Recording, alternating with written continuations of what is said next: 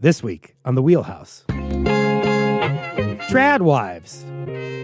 They're so 1950s. Or are they?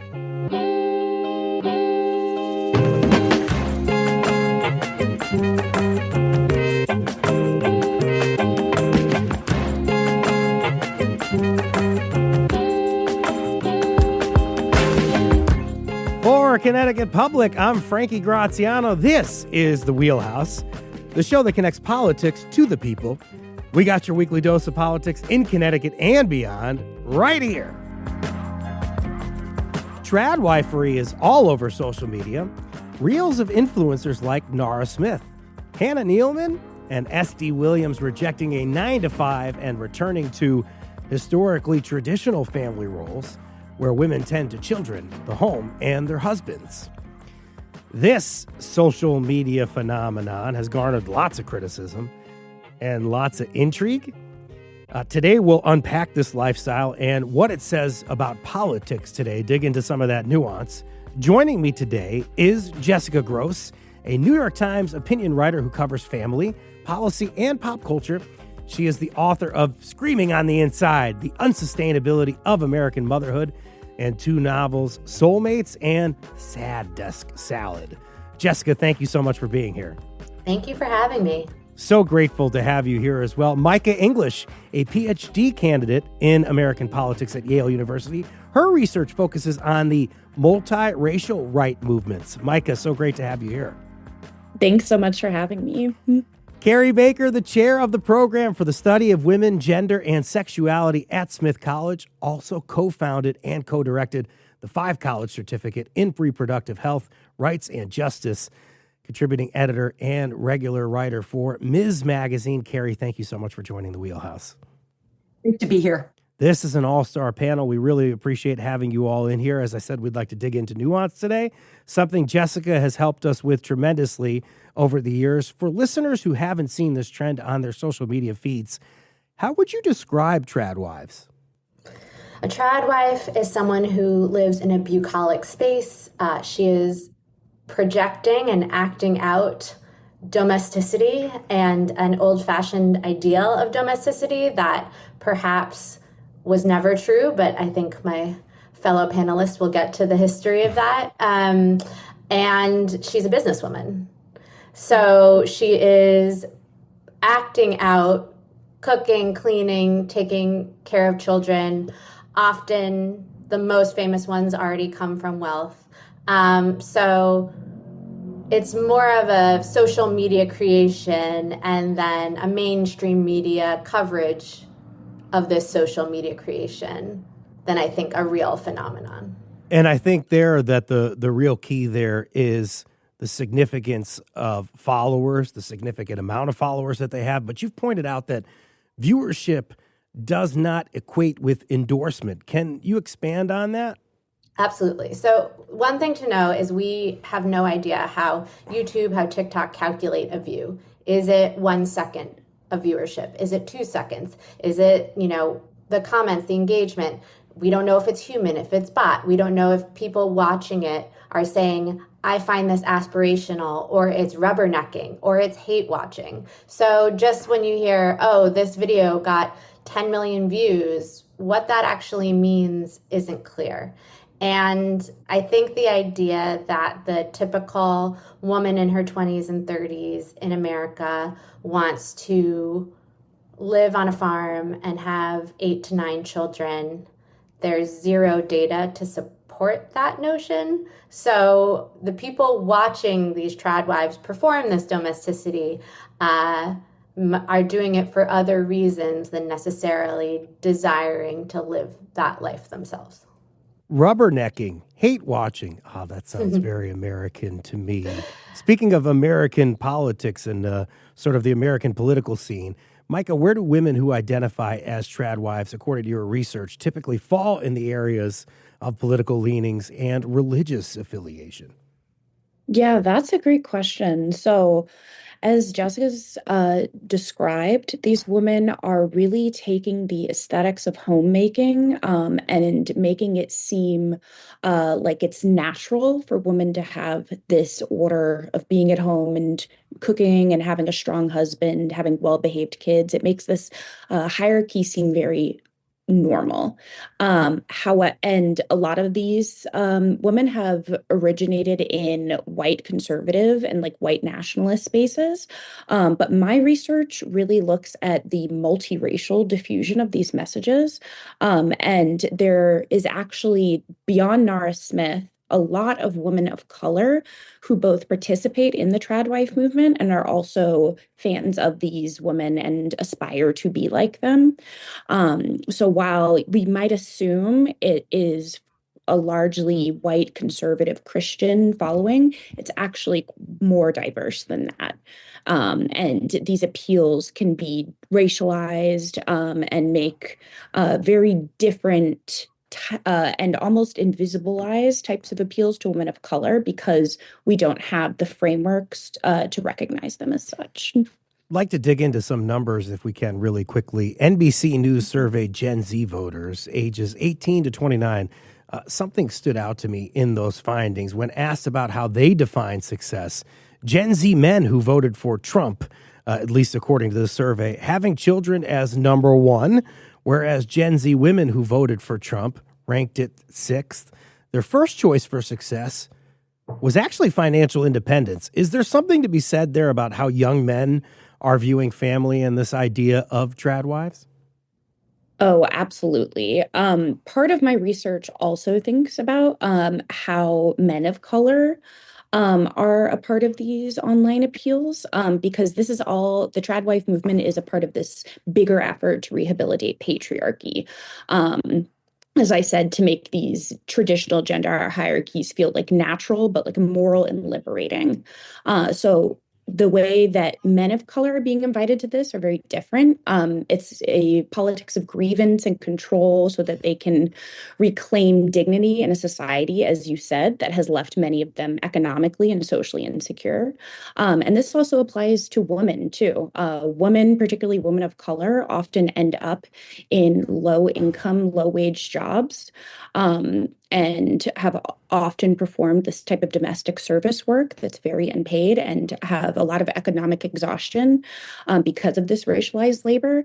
So, this fantasy of rest and domestic stability and male protection could really offer a sense of relief and safety that the market and the state have, quite frankly, failed to provide for decades.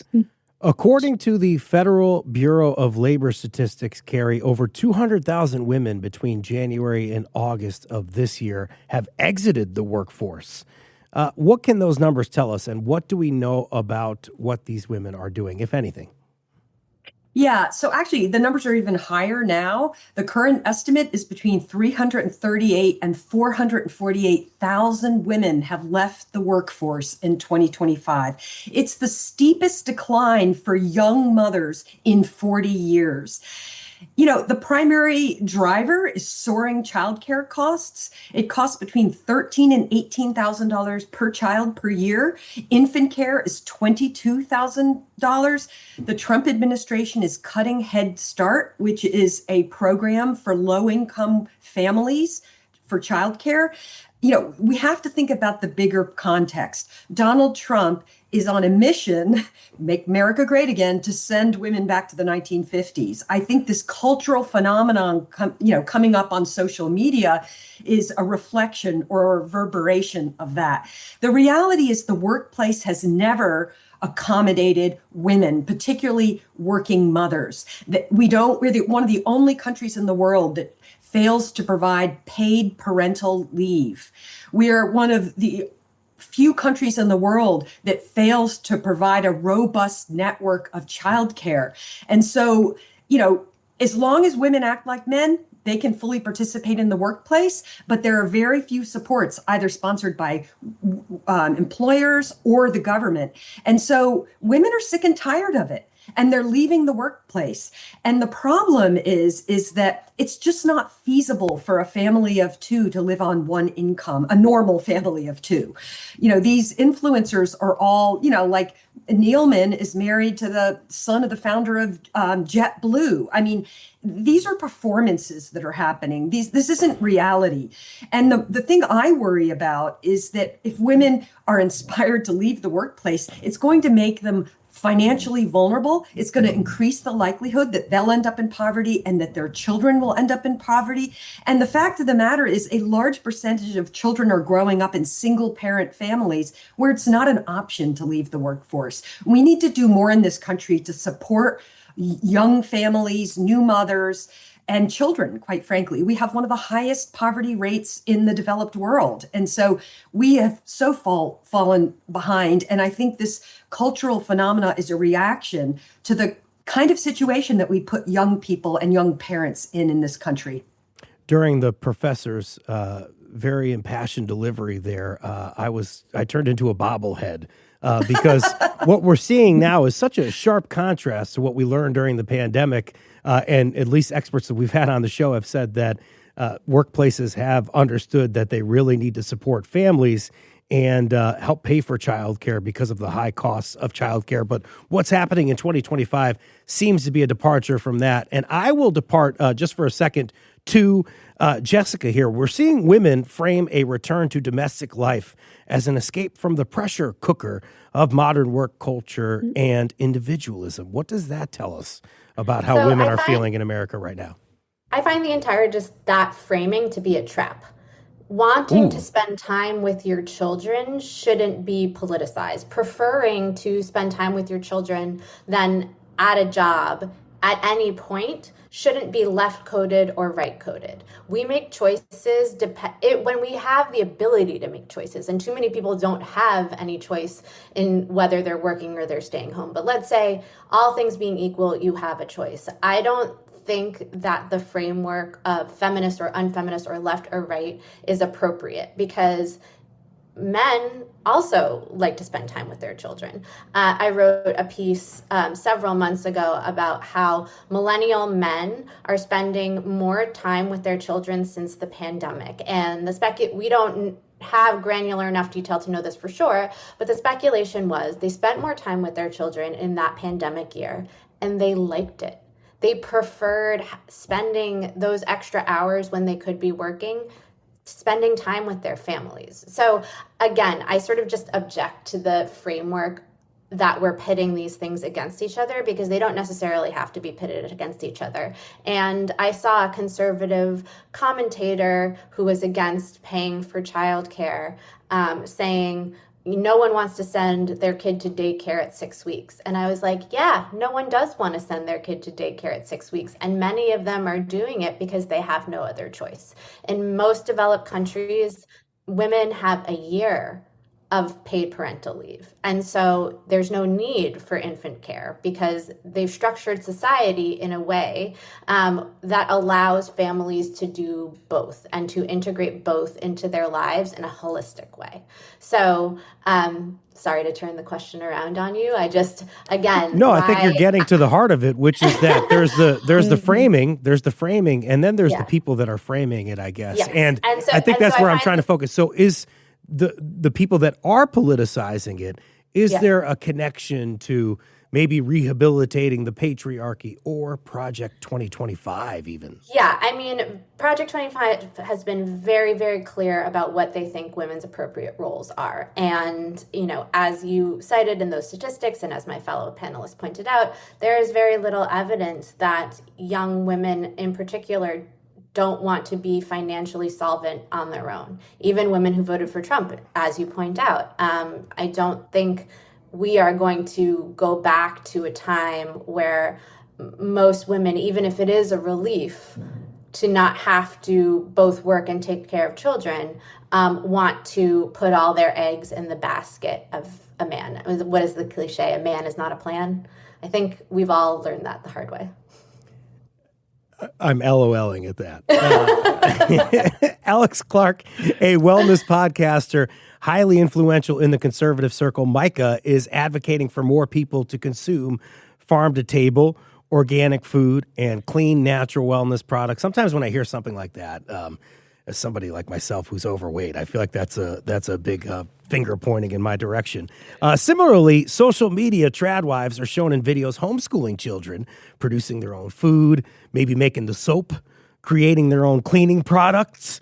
Is there any tie to the MAHA movement, Make America Healthy Again? Oh, absolutely. Part of my research has taken us to Turning Point and a lot of these other conservative events.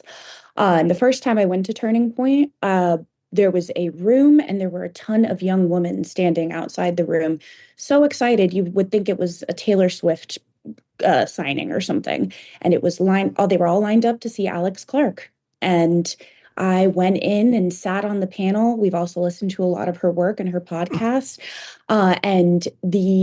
Although a lot of this content, as we've pointed out, seems apolitical, in fact, there are huge political stakes for what they're talking about. And the MAHA movement has made explicit attempts to reach out to these wellness influencers and have really created a thriving online ecosystem that creates this on-ramp to conservatism that, again, doesn't seem political at first.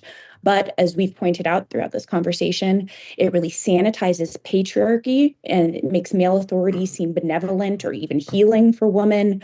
It shifts accountability, so it blames women's independence for social breakdown rather than structural racism or economic inequality.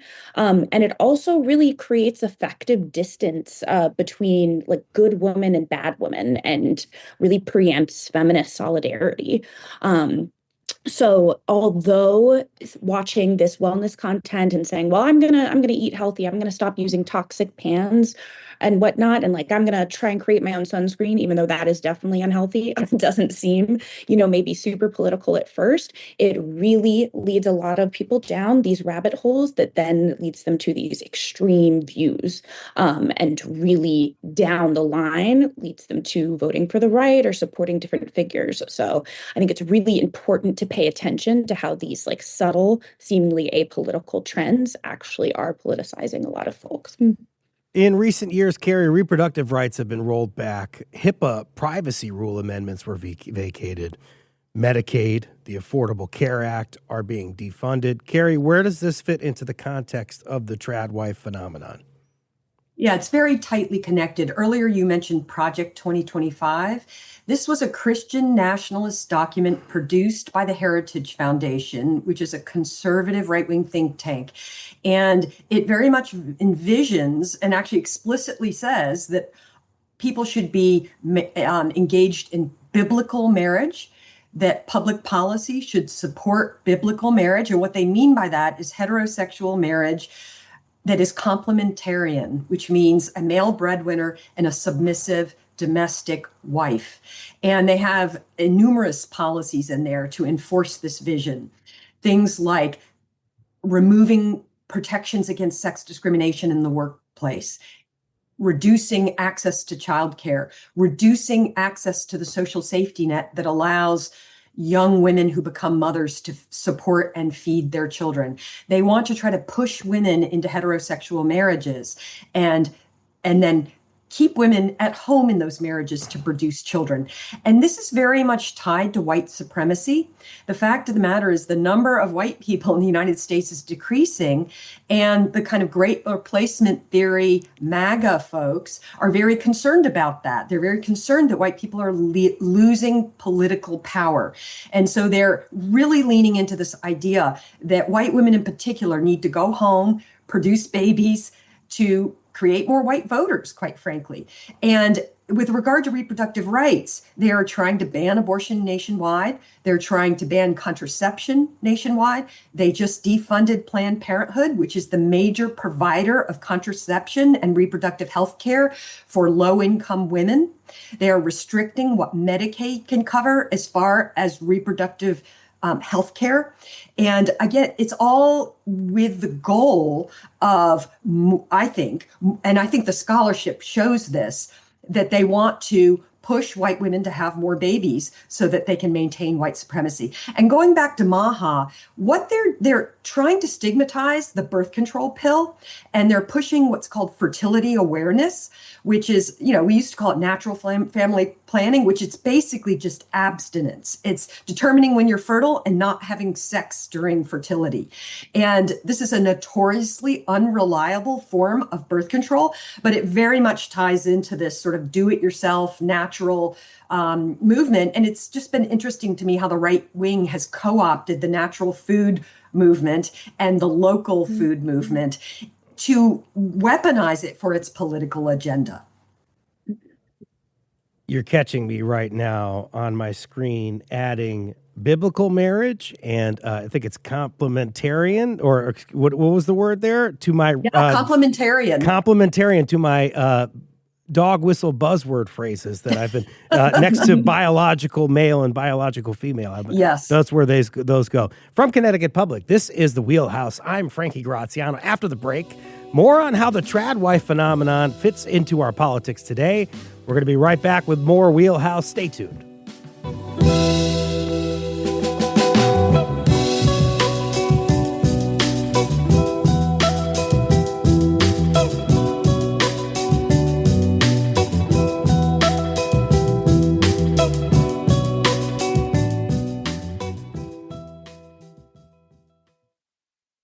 This is The Wheelhouse from Connecticut Public Radio. I'm Frankie Graziano.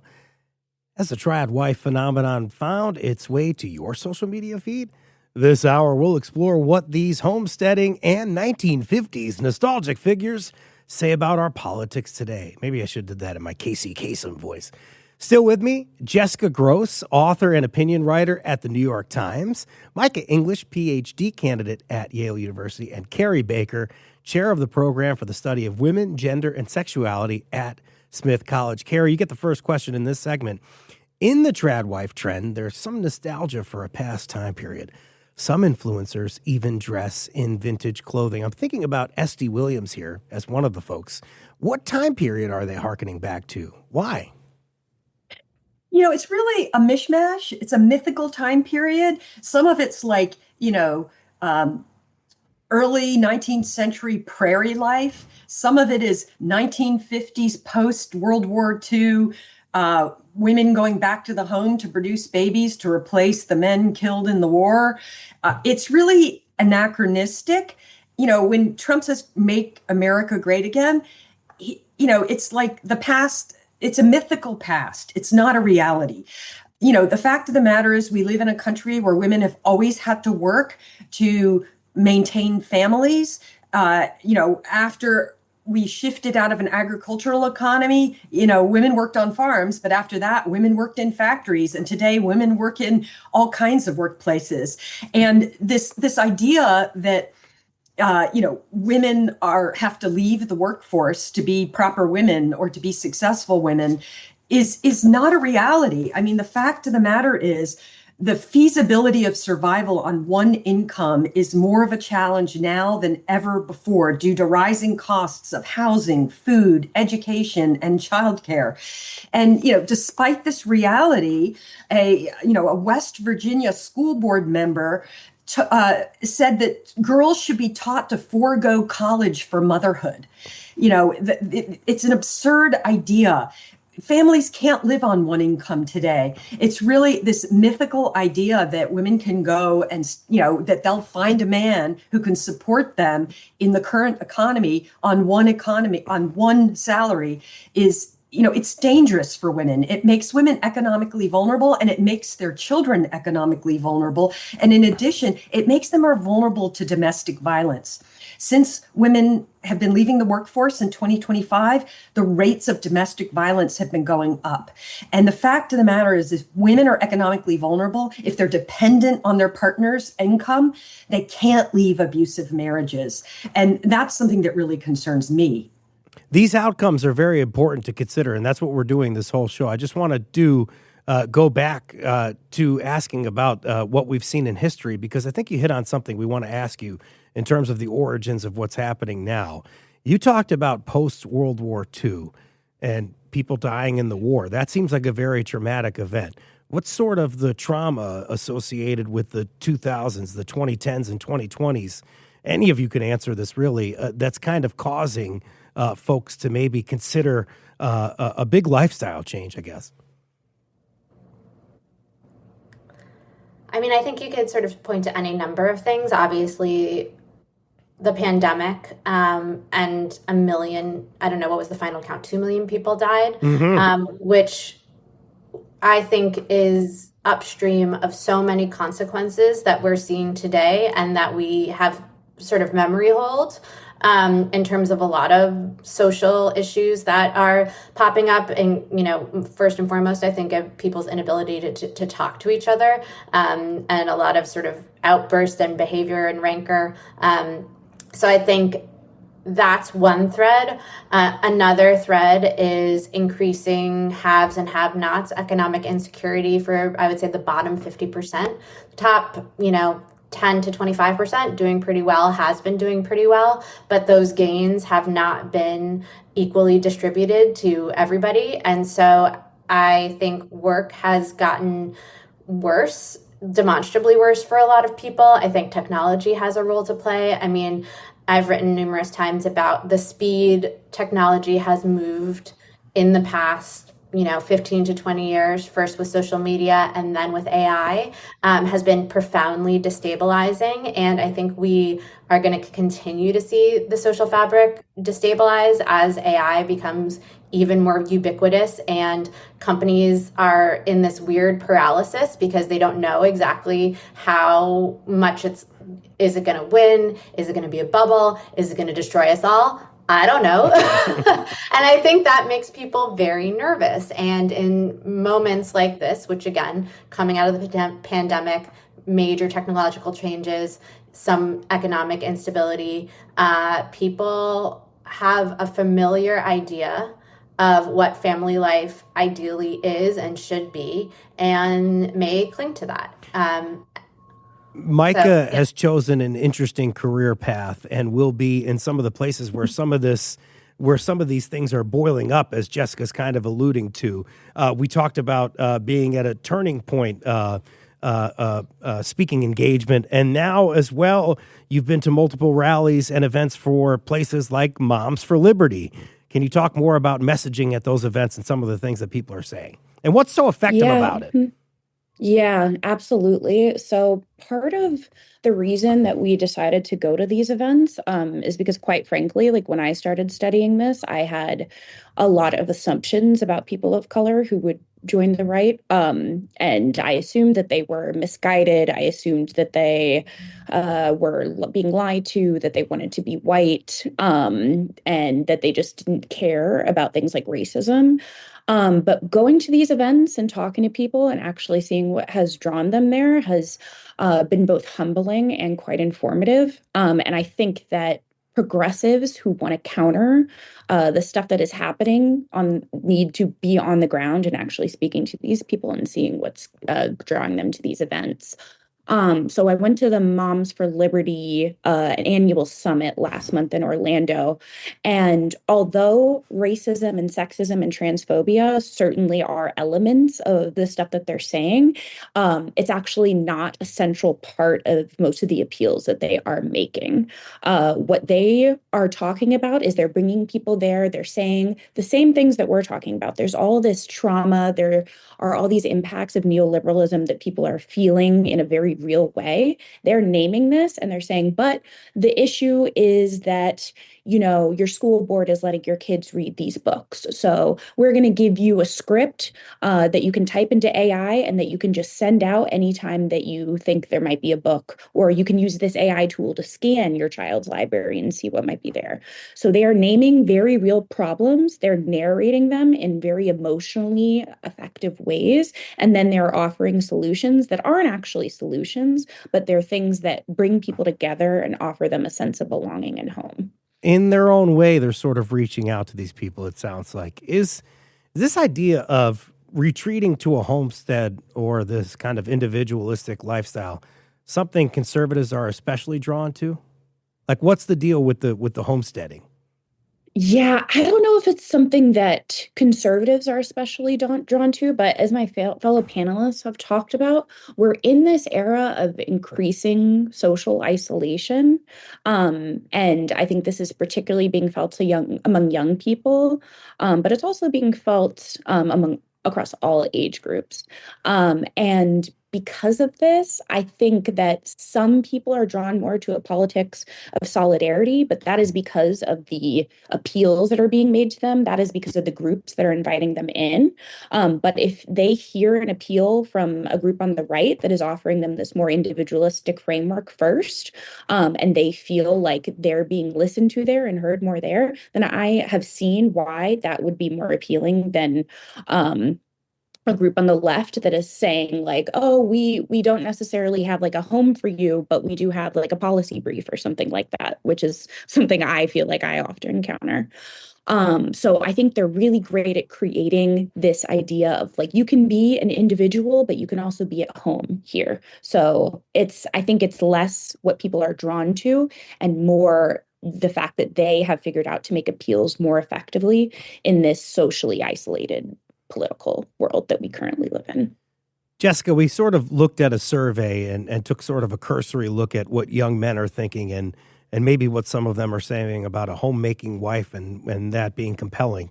You talked about Gen Zer and millennial fathers, I guess, earlier. And one thing that stuck to me was you were talking about being a millennial dad during COVID life. And that's something that I did. And I learned at that point that you have to sometimes say no, and you can actually say no at work and take care of your kids instead and pay attention to your family.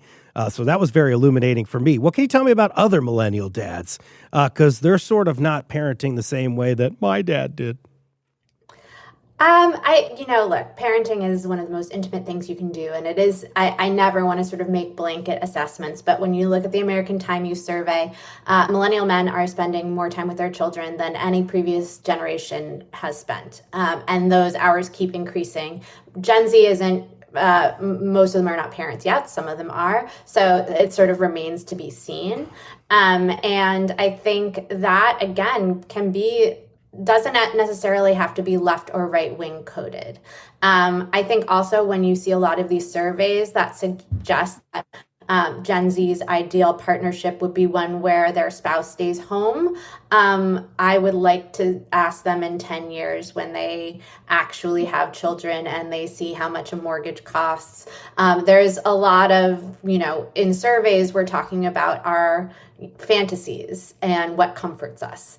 And so I think most people, again, regardless of political background, have practicalities that they have to deal with day to day and actually enjoy spending time with their children. I can't say that enough. I just get so sad when the framework is that work is great, work is ideal, we should all be working all the time, and spending time with your children is only for vulnerable, weak losers. That's a terrible framework, and it's anti-woman because women tend to do that work, and it doesn't really respect everybody's reality where, we love our children. Do we want to spend 24 hours a day with them? I don't, but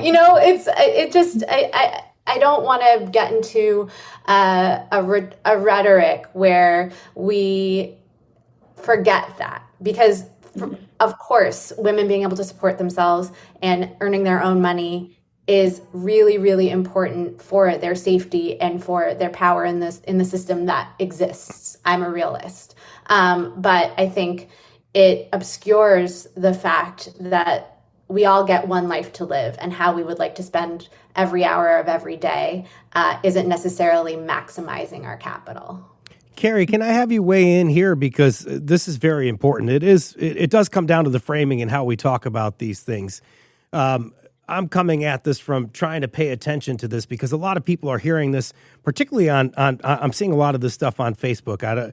Just like Micah, I guess I'm a glutton for punishment, and I like to look around to try to understand what's happening out there. So there are some people that are engaging in this, and believe it or not, there are some Gen Z families out there that are already considering what to do in their life as well. So help me expand upon what Jessica just talked about too, with people trying to, I guess, spend some more time at home and then what social media offers them and the phone offers them that may distract them from that.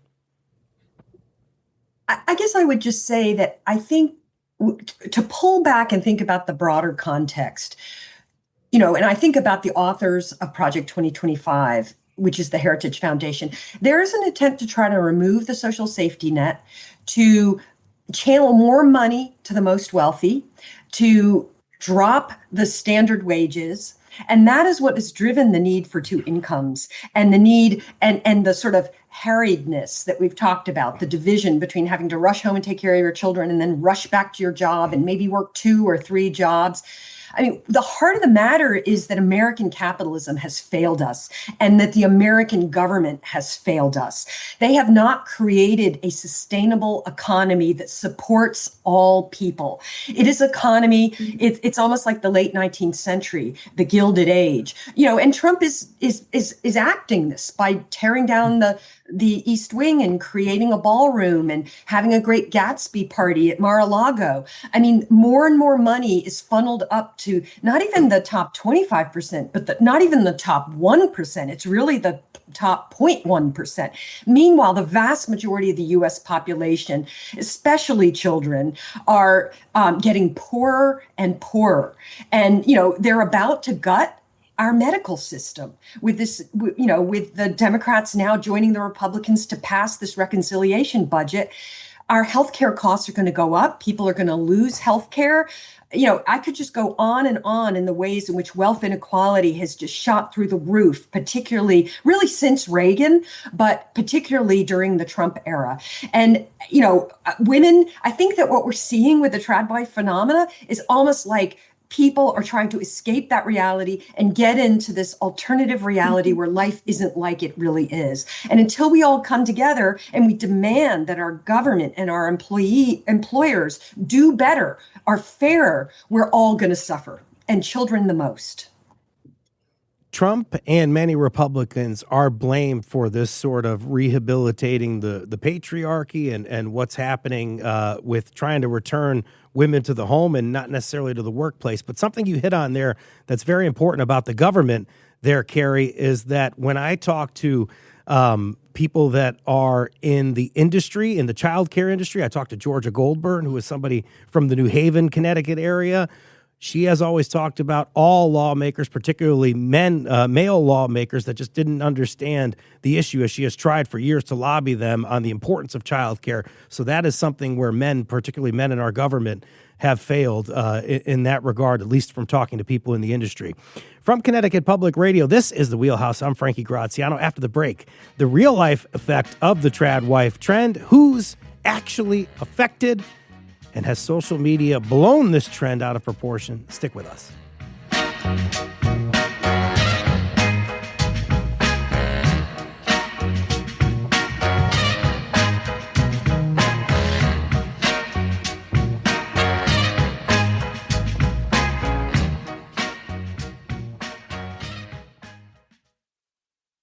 This is The Wheelhouse from Connecticut Public Radio. I am Frankie Graziano. This hour, we're sort of cracking the code on the trad wife phenomenon. Still with us, Jessica Gross, author and opinion writer at the New York Times, Micah English, PhD candidate at Yale University, and Carrie Baker, chair of the program for the study of women, gender, and sexuality at Smith College. Jessica, we've established that the trad wife phenomenon isn't really a lifestyle that really is certainly common. It's not necessarily common. You've also called it an illusion, but what are some of the implications of this type of fad? Who's most impacted by it? Well, I think men are most impacted because this is a very appealing fantasy for them, particularly. They get to go off and kind of do whatever they want while someone else is managing all of the domestic labor and coming home looking beautiful and poised. And, it's an idea of partnership that I think is very retro and fantastical, but it's something that I think is appealing to some proportion of men and obviously some proportion of women. There will always be people who want to live their lives in a very conservative, traditional way, and we live in a free country, and that's always going to be an aspect of any society. But I think the idea that it is wildly popular or aspirational to most young people, period, I think is just, there's no data to support that. Most young people want to live in cities. Again, very well documented. Most young people are not rushing to get married or desiring to get married in their early 20s. I mean, when you look at the statistics, most people say that they still want to get married, they still want to have children.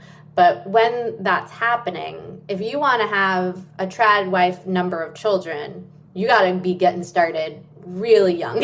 So I think that sort of old-fashioned trajectory is permanently out of fashion for the majority of Americans. It's not 2 or 2.5 kids. You said earlier it might be 8, 9. Yeah. No, I mean, the most popular trad wives have a lot of children. And again, if they want to have a ton of children, that's great for them. When I have a fantasy of my life, it is not that. My alternative fantasy is in Paris. It's just, it's not on the farm with the cows and the chickens. Gary, what about you? Who do you see as most impacted? Maybe you're saying families might be most impacted by this, particularly lower socioeconomic folks. So I asked my students who are, college age students, what do you think of this trad wife phenomenon? And they actually think a lot of it is satirical, that it's actually making fun of trad wives.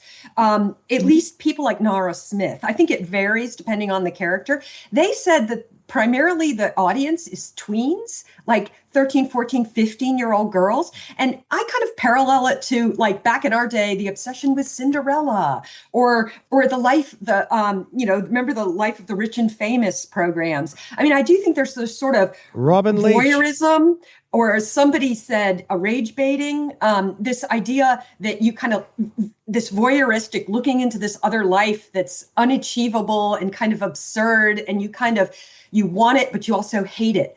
And so I think it's more of an entertainment phenomenon than a real phenomenon. Although I the fact that it's arisen during, in such a way during Trump's administration, although I think it's connected to social media as well. I mean, I remember 10 years ago, the front of, I think it was like Atlantic magazine with a trad wife. I mean, this comes up about every 10 years. Whenever there's sort of a retrenchment and a rise of conservatism, historically, there's sort of a rise of, women all need to go back home and have lots of babies. And so I don't take it all that seriously, although I do always worry about the impact on young women and the ways in which, and some of my students express this concern, the ways in which it might make them less ambitious, less willing to work hard because of this dream that they might find a millionaire that will enable them to live on a farm and have 8 kids. And one thing, by the way, I do want to say is having 8 kids is really dangerous, and it's not good for your body. It really isn't. The reason fertility has gone down is in part is that it's really hard on your body to just have child after child.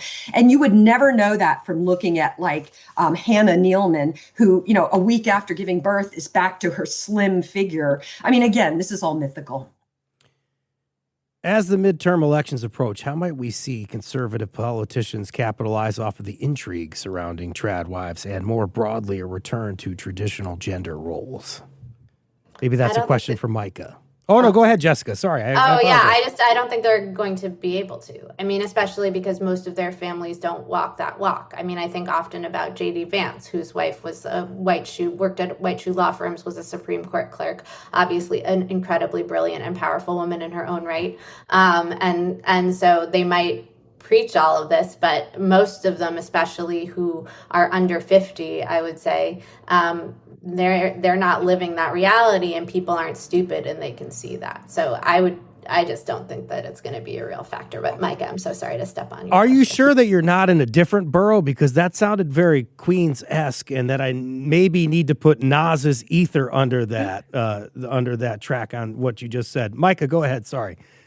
No worries. Yeah. So no, I don't think they will like be inviting Nara Smith or Hannah Nealman onto a stage at the RNC or anything like that.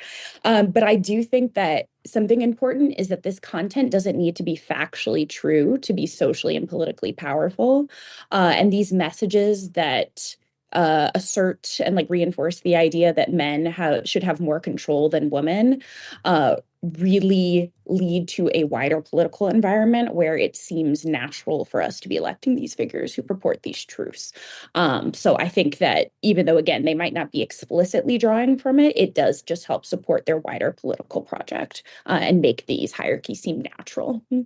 Carrie, you get the last word here. You talked about some of these themes, these tropes could be potentially dangerous for people. Do you see an end to this?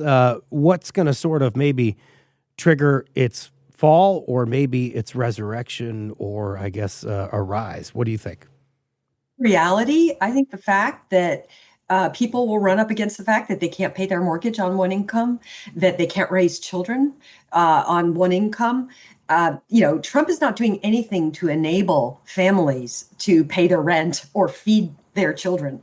And so I think that, this can be the dream, but the reality is what you see when you go to the grocery store and try to buy eggs, or when you go, and try to pay the rent or try to pay the mortgage. And all of that, I think will quickly dissipate these plans if in fact anybody realistically has them. I got time for one more thought here. Jessica, what do you hope people take away from this conversation? I hope they take away that people are complicated, and that when you see people espousing these really hilarious and strange lifestyles and purporting to be mainstream on social media, that there's probably a lot behind them that we're not seeing. As other panelists point out, there's a lot of money in these families to enable this beautiful imagery that we see. But I also think, Micah's observations about MAHA and the power of Moms for Liberty and all of these movements is real. And we need to pay attention to that and what they're saying and what they're offering, and to provide a positive counter narrative that isn't just about condemning them and saying you're silly for wanting these things. And I think that's really important for everybody to remember. Micah, what's next for you? What will you be covering next? What will you be paying attention to regarding this movement, or necessarily, I guess, multiracial movements to the right? Yeah, so part of why we study this is because when you have multiracial messengers for these policies that are, as the right is moving to more conservative on these gendered and racialized issues, it really does benefit them to have people of color and women of color out there look at having these messages. So we're going to look at what people are saying in this next election. I'm really interested in studying the Black manosphere and how they make appeals to men of color in particular. And this really has implications for all of us and just for our democracy at large. Because if more people are being recruited into these authoritarian projects and it looks diverse, then it's even harder for us to counter that. What a fantastic dive into the nuance here today. With the following, we really appreciated you all coming on the show. Carrie Baker, chair of the program for the study of women, gender, and sexuality at Smith College. Carrie, thank you so much for joining the Wheelhouse. Great to be here. You've also been listening to Jessica Gross, a New York Times opinion writer and author of the book Screaming on the Inside, The Unsustainability of American Motherhood. Jessica, thanks for joining us today. Thanks for having me. And Micah English, PhD candidate in American politics at Yale University. Her research, again, focuses on the multiracial right movements. Micah, thank you so much for coming here. Thank you so much for having me. This was great. It was so great to have you all on this program. You're all doing the Lord's work in covering this, and the Lord's work in putting this all together was done by V. Zhuang, who produced the show today. Thank you so much, V. Fantastic program you put together. It was edited by Patrick Scahill, also produced and supervised by Chloe Wynn. Our technical producer is Dylan Reyes, A special thanks to Tess Terrible, Megan Fitzgerald, Connecticut Public's visuals team, our operations staff. We want to thank Megan Boone, a fantastic job she did on this, Bradley O'Connor. Download The Wheelhouse anytime on your favorite podcast app. I'm Frankie Graziano. This is The Wheelhouse. Thank you for listening.